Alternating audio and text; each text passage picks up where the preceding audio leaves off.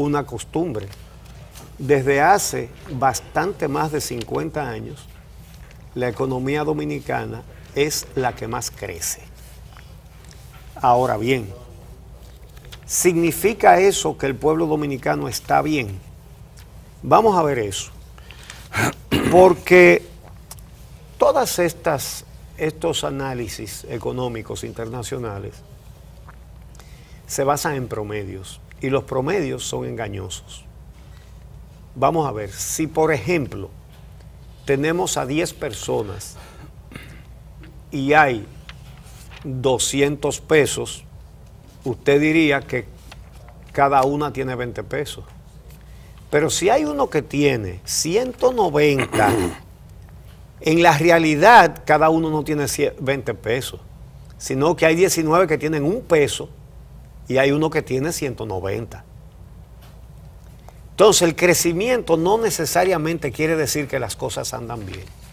No necesariamente quiere decir que se está sacando gente de la pobreza. No necesariamente. Entonces, dice Moody's que las perspectivas de la calidad crediticia para el 2018 es estable en general en el mundo y que es probable que el próspero crecimiento y la expansión económica a nivel global continúe en 2018. Es decir, que su pronóstico de la economía en general es bueno. Ahora, vamos a ver, sobre la República Dominicana, dice que tiene la economía que más crece, ¿verdad? Y resulta que analiza a países del área que están mucho peor que nosotros en materia de crecimiento. Pero entre esos países están Costa Rica, El Salvador, Guatemala, Honduras y Nicaragua. Esos son miembros del DERE-CAFTA, en el que está la República Dominicana, Tratado de Libre Comercio de Estados Unidos, Centroamérica y la República Dominicana, por eso se llama DERE-CAFTA. Entonces, ¿qué sucede? Que en el intercambio comercial, que es donde se mide la fuerza y la sanidad de las economías, resulta que todos esos países más pobres que nosotros nos venden más a nosotros que nosotros a ellos. A eso le llaman la balanza comercial. En la balanza comercial, esa balanza comercial está inclinada no a favor de la economía que más crece, sino en contra de la economía que más crece. ¿Cómo es posible, cómo se explica que Nicaragua nos vende más a nosotros que nosotros a ellos? Que Honduras nos vende más a nosotros que nosotros a ellos, que Guatemala nos vende más a nosotros que nosotros a ellos, que El Salvador, Costa Rica. Entonces,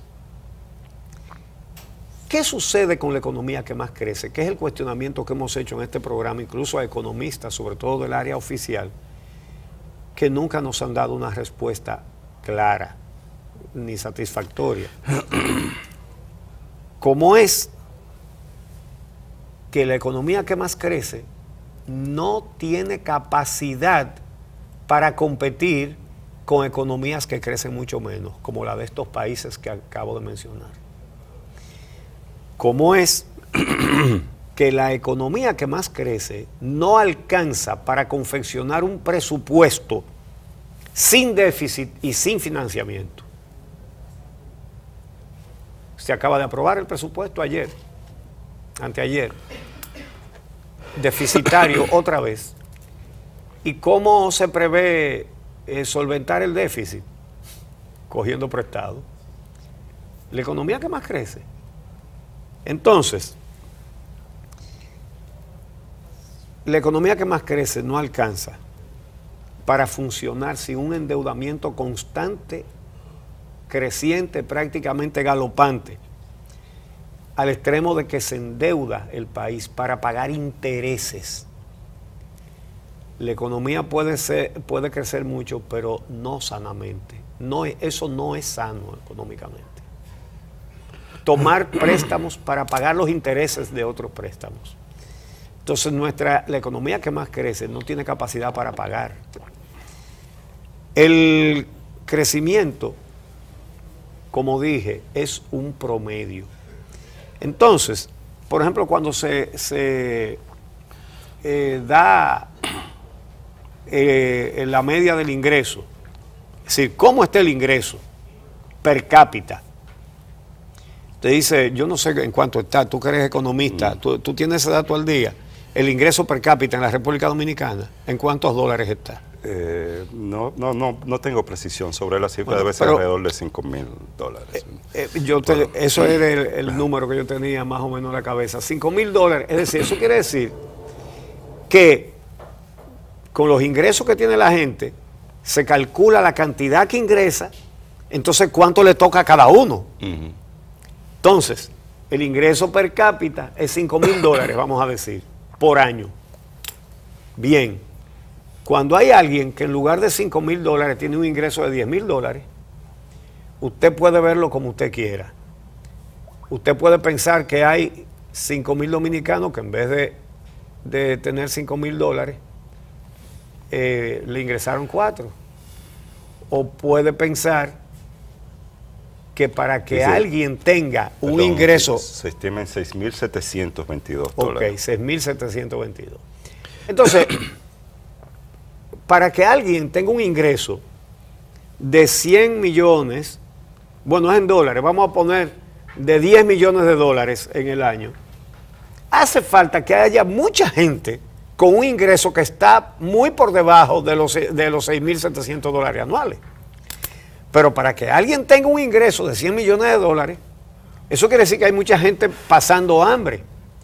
No por culpa de ese que tiene el ingreso, sino porque la economía no está sacando a gente de la pobreza. Entonces, ¿a qué nos lleva eso? La corrupción que tenemos, rampante, generalizada, garantiza que ese crecimiento económico les está llegando a todos. Miren lo que pasa con los promedios. Por ejemplo, cuando un funcionario que llegó sin un chele a la administración pública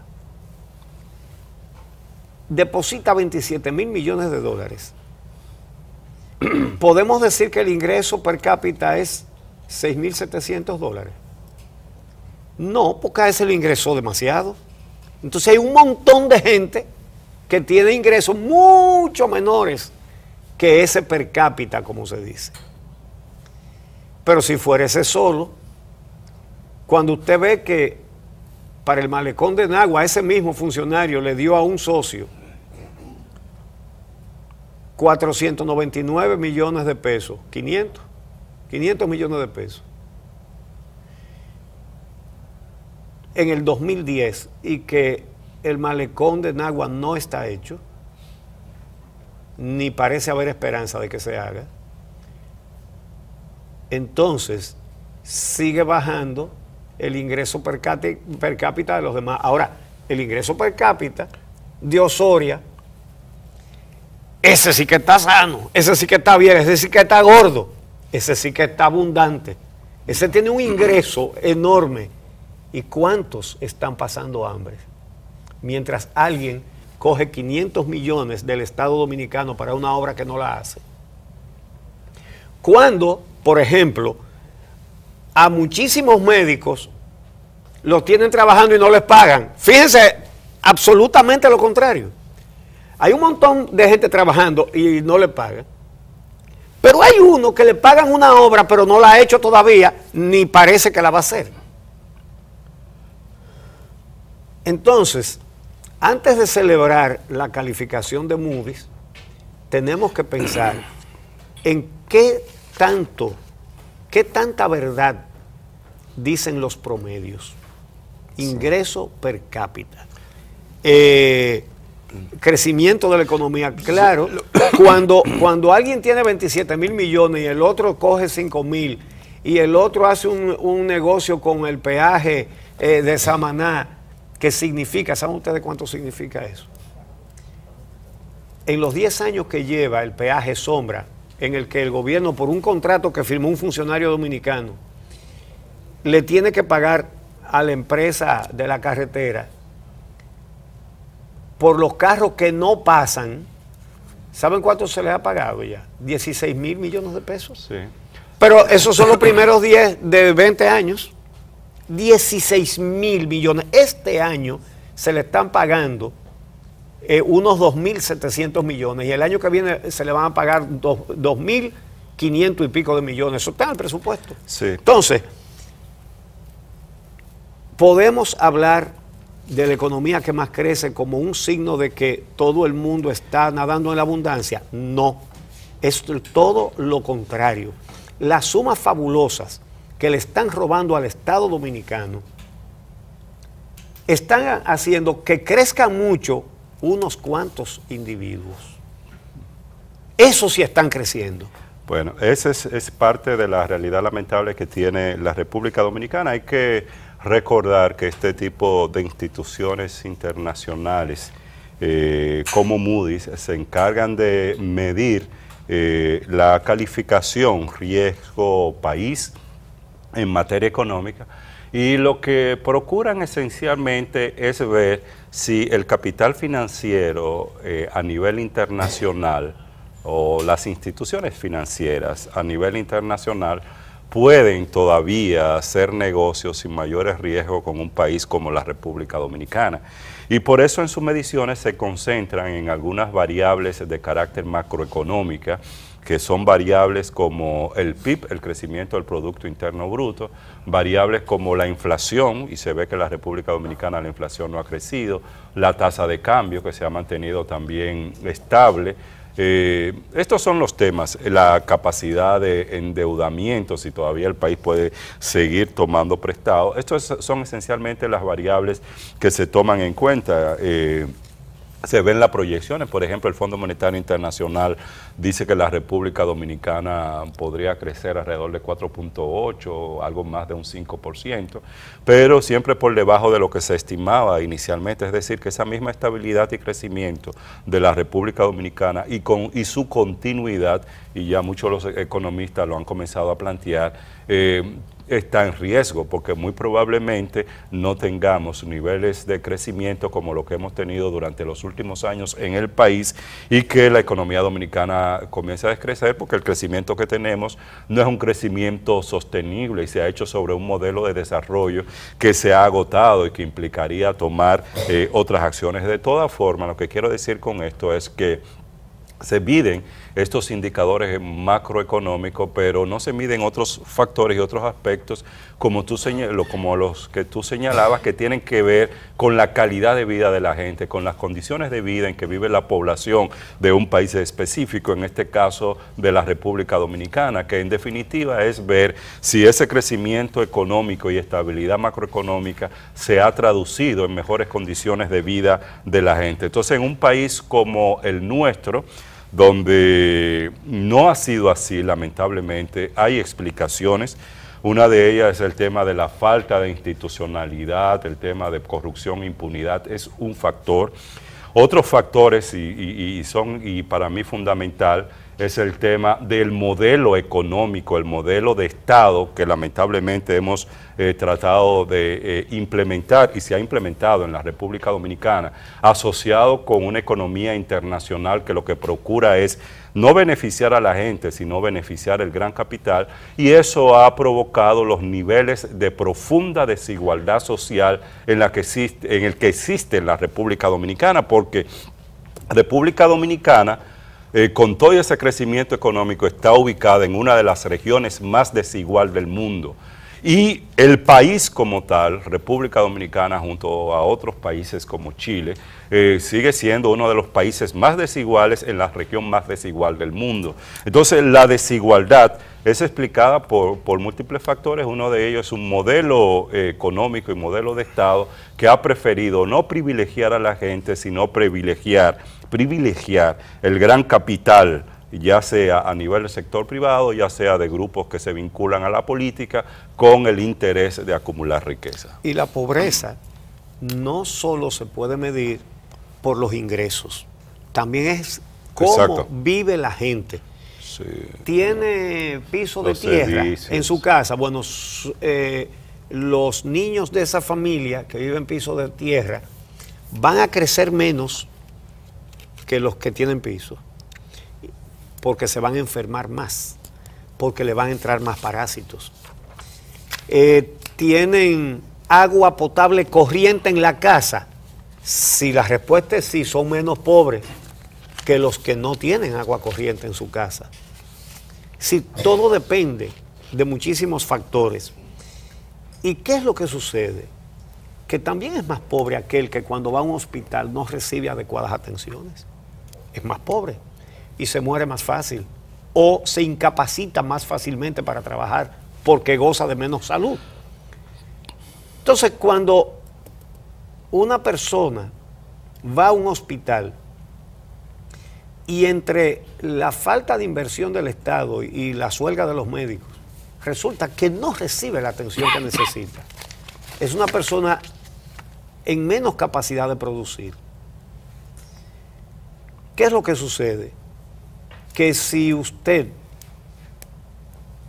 está enfermo y necesita una atención, si necesita algo más, medios diagnósticos o algo más, una cirugía, y resulta que en el hospital no hay suficiente quirófano, o no hay ventiladores, o no hay esto, y no hay, como todo lo que no hay en los hospitales públicos dominicanos.